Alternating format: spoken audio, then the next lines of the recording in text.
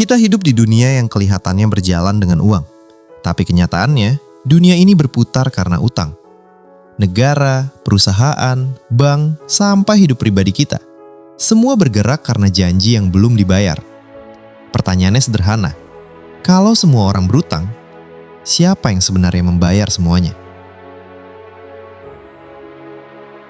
Biasanya, kita tumbuh dengan satu pelajaran sederhana. Utang itu masalah. Orang tua bilang, kalau bisa jangan ngutang. Kalau bisa, bayar tunai.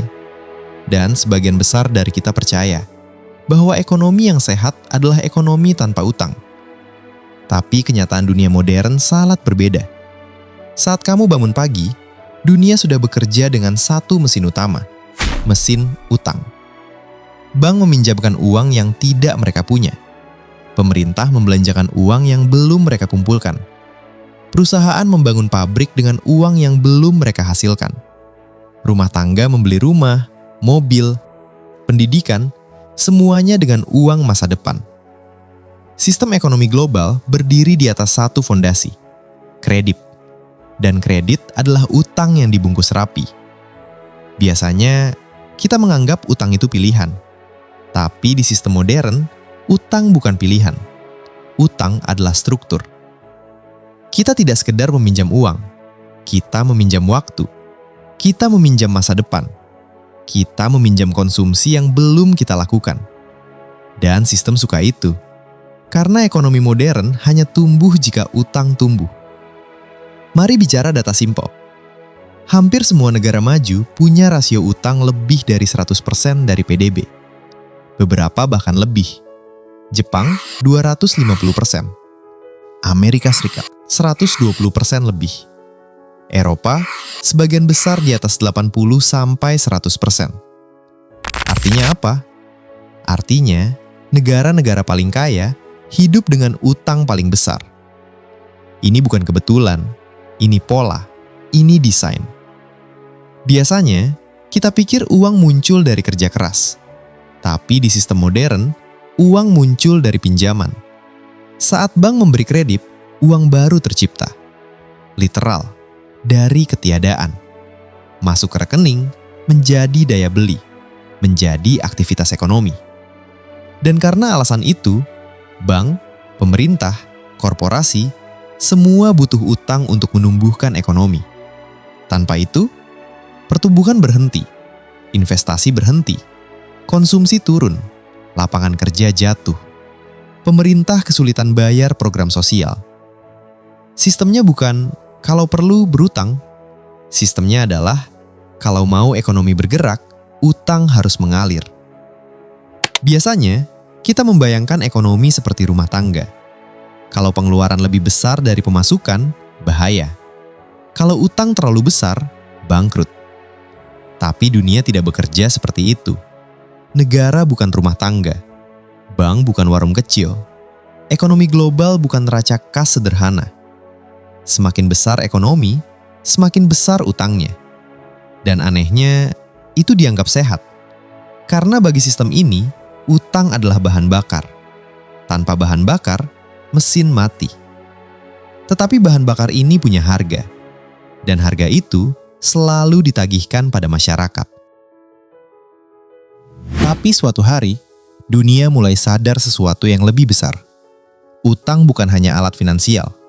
Utang telah menjadi tulang punggung stabilitas global. Semua negara paham, kalau mereka berhenti berutang, ekonomi mereka bisa runtuh. Kalau mereka membayar semua utang, ekonomi mereka tetap bisa runtuh. Ironis, di sistem modern, melunasi semua utang justru membuat ekonomi kolaps. Kenapa?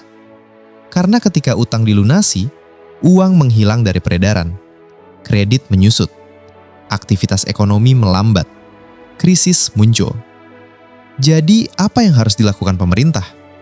Sederhana, utang harus terus diperbarui, digulirkan, diperbesar, diperhalus, disusun ulang.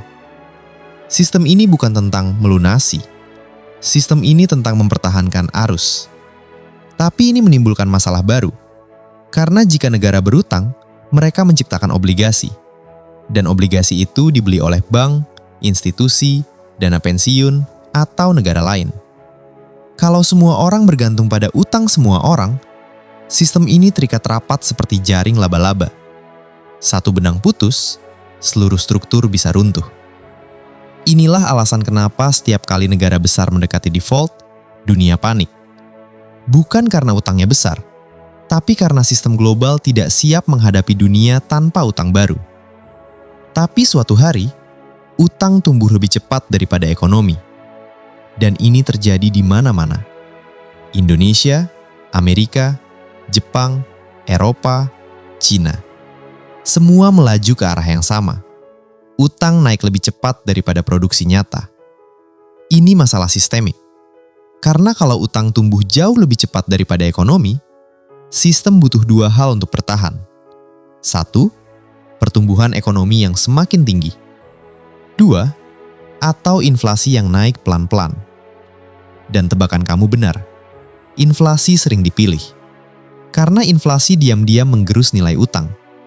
Pemerintah membayar utang dengan uang yang nilainya lebih rendah. Masyarakat, nilai tabungan turun, tapi sistem aman. Disinilah orang mulai merasa, kenapa kok harga semua barang naik? Kenapa gaji ikut naik tapi tetap merasa miskin? Kenapa biaya hidup terasa makin berat? Jawabannya tidak rumit. Karena harga yang naik itu adalah biaya menjaga mesin utang tetap hidup. Tapi suatu hari, kita melihat batas.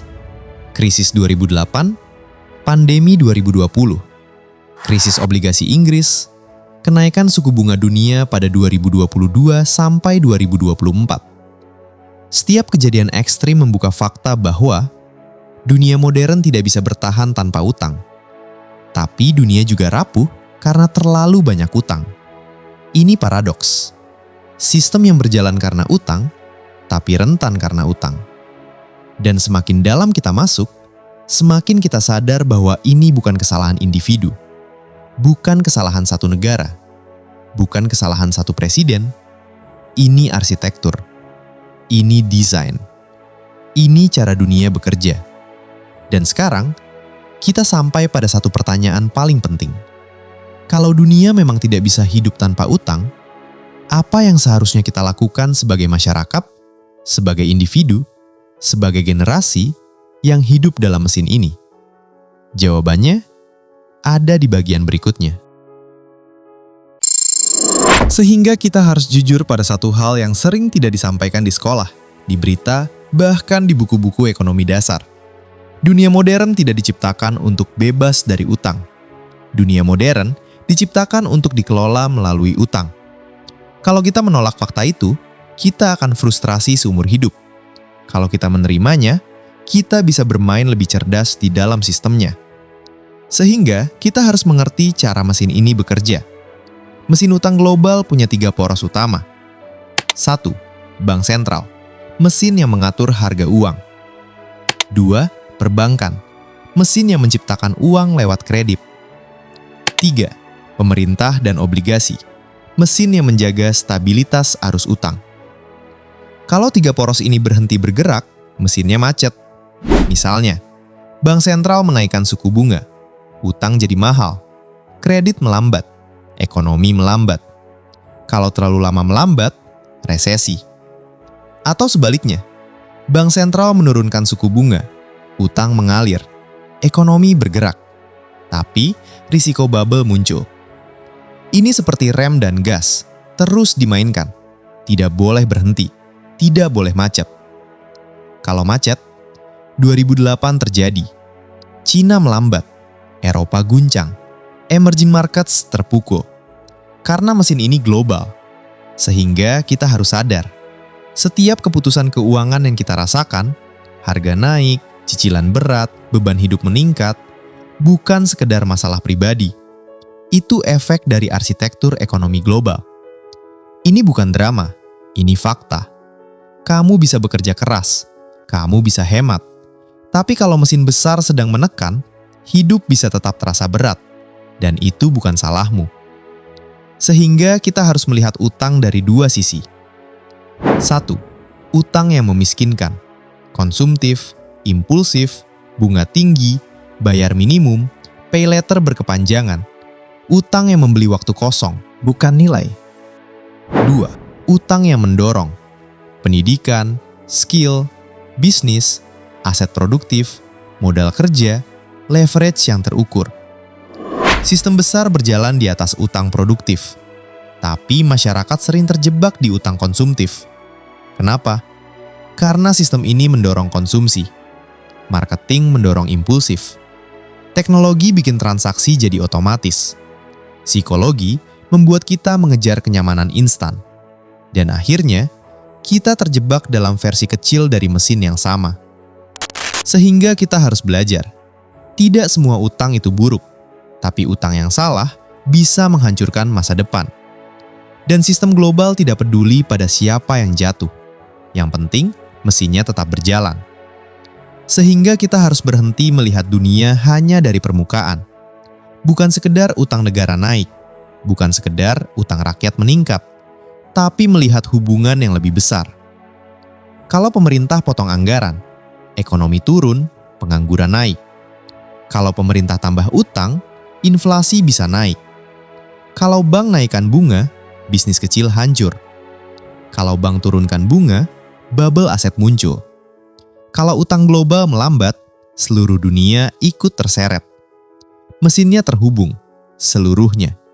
Dan semakin kita mengerti, semakin kita bisa memutuskan langkah terbaik untuk diri kita sendiri. Karena kita tidak bisa mengubah sistem ini, tapi kita bisa mengubah cara kita bernavigasi di dalamnya. Dan karena itu, kita punya 3 pilihan sebagai individu. 1. Melawan sistem. Mencoba hidup tanpa utang sama sekali. Bisa, tapi kamu akan bergerak lebih lambat daripada dunia yang bergerak cepat dengan kredit. 2. Menyerah pada sistem. Berutang tanpa strategi. Mengikuti gaya hidup, tenggelam dalam tagihan. Ini jalan yang paling mudah dan paling mahal. 3. Memahami sistem, lalu memanfaatkannya. Inilah jalan yang cerdas, dan ini yang paling sedikit dipilih orang. Dan karena itu, kita harus membangun pola pikir baru. Bukan bagaimana caranya menghindari utang, tapi bagaimana caranya menggunakan utang seperti negara dan perusahaan besar menggunakannya. Tidak impulsif, tidak emosional, tidak demi gengsi, tidak demi kenyamanan instan, tapi demi nilai masa depan. Dan karena itu, kita harus sadar bahwa setiap keputusan finansial adalah keputusan sistemik. Ketika kamu menunda konsumsi, kamu melindungi dirimu dari inflasi tersembunyi. Ketika kamu menghindari pay later berlebihan, kamu melindungi masa depanmu dari siklus bunga. Ketika kamu membangun dana darurat, kamu menciptakan stabilitas mini seperti bank sentral versi kecil. Setiap keputusan kecil, sedikit demi sedikit, membuatmu tidak mudah digulung oleh mesin besar ini. Dan pada akhirnya, mesin utang global tidak akan berhenti. Negara tidak akan kembali ke sistem tanpa kredit. Bank tidak akan berhenti menciptakan uang dari pinjaman. Perusahaan tidak akan membangun tanpa leverage. Dunia ini memang dibangun di atas utang. Seluruh arsitekturnya. Tapi, itu bukan alasan untuk takut. Itu alasan untuk siap. Siap membaca pola, siap membuat strategi, siap mengenali batas, siap mengontrol hidup sendiri. Karena sistem ini mungkin terlalu besar untuk kita ubah. Tapi bukan berarti kita tidak bisa memenangi hidup di dalamnya. Pada akhirnya, utang adalah cermin dunia modern. Ia bisa menjadi jembatan, ia bisa menjadi jebakan. Ia bisa mempercepat masa depan, ia bisa menghancurkan masa depan. Semua tergantung siapa yang memegang kendali. Dan kendali itu tidak pernah diberikan oleh sistem. Kendali itu harus kamu rebut sendiri. Dengan pengetahuan, dengan disiplin, dengan strategi, dengan keberanian untuk bilang cukup. Karena dunia mungkin tidak bisa hidup tanpa utang. Tapi, kamu bisa hidup dengan cara yang membuatmu tidak dikendalikan oleh utang. Pada akhirnya, utang adalah mesin. Kamulah yang memilih apakah kamu hanya penumpang atau pengemudi.